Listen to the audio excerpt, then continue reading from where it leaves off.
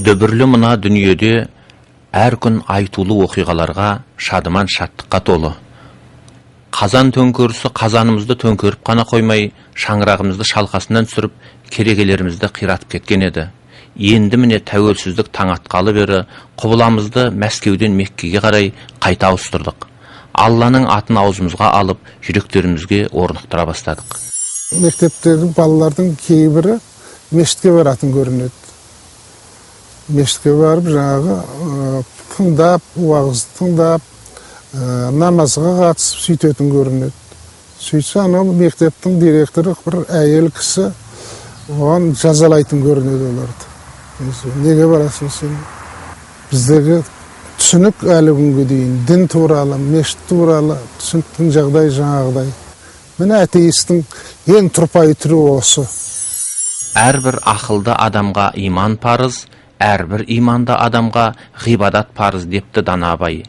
Бүгінде Қазақстанның халық жазушысы, мемлекеттік сыйлықтың лауреаты, қоғам қайраткері Шерхан Мұртазаны аптаның әрбір жұмасында Астана қаласындағы Нұр Астана мешітінен кездестіруге болады.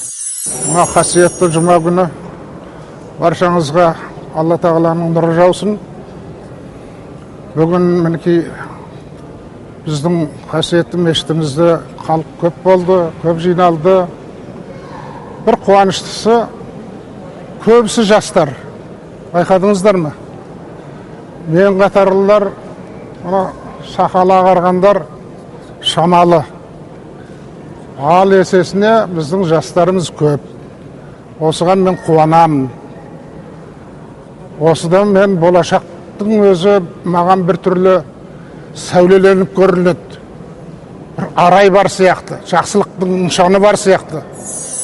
Алла елшісі Мұхаммед алейхиссалам адамдар Рамазан айының ішінде не барын білсе, жыл бойы Рамазан болса екен деп тілер еді деген.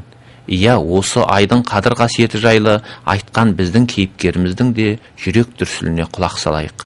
Осы бір ардақты айымыз, қасиетті айымызда бәрімізде бір рухымыз тазаратын кез болсын. Бәле жаладан, зілзаладан, қырсықтан, қиянаттан аман жүрейік. Елім десе етегі жасқа толып, қазақ десе қабырғасы қайысатын қарт қаламгер ұлт болашағы жайлы былайша толғанады. Жалпы демографиялық жағдайға қарасақ, біздің санымыз, ұлттың саны аз. Барлығы 15 миллионның аржақ бер жағы деп есептейміз осы Қазақстанда халқымызды. Соның ішінде 8 миллионның аржақ бер жағы біздің таза қазақ халқы. Бұл не бұл? Бірақ уыспыз. Жер деген жетеді. Сонау Алтайдың арғы жағынан бергі жағы, Азғыр дейтін жер бар, Атыраудың арғы жағы. Соған дейін созылып жатқан ел. Мынау Тәңіртаудан бастап, сонау Сібірдің шетіне дейін біздің Қазақстан. Осыншама кең жерде бірақ уыс ел тұрамыз. Біздің әлгі гендерный саясат дейтініміз шығып, қайқаңдап кеткен қатындар көп бүгінде. Тұрып қалған қыз балалардың саны 300 мыңға дейін жететін көрінеді. Бәрі кәрі қыздар. Күйеуге тимей қалған. Жағдайы жоқ. Баяғыда әлгі қос-қостан әйел алатын заман тағы жоқ. Тоқалдыққа баратын. Сонда не болады жағдайымыз? Өсіміміз, біздің демографиямыз не күтіп тұр алда? Осындай қала береміз ба? Ал мынауың көршің 1,5 миллиард. Сонда сенің жаңағы 8 миллион халқың олардың бір шыбын шаққанына татый ма, татымай ма? Ал Құран Кәрімде басқа жерде не айтады? Әйелдің міндеті не өзі? Өсіру, тәрбиелеу, соларға адам етіп халқының санын көбейту. Беретін кісі келгенде 5 қайнайды қазаным депті бұрынғылар. Бір де болса бірегей, сүт бетінде кілегейдей болған шераға шертер сыр аз болмаса керек. Дүние ойлап тұрсаң шолақ екен, адамзат бір-біріне қонақ екен дейді. Бір-бірімізге біз қонақпыз. Дүние өтеді де кетеді.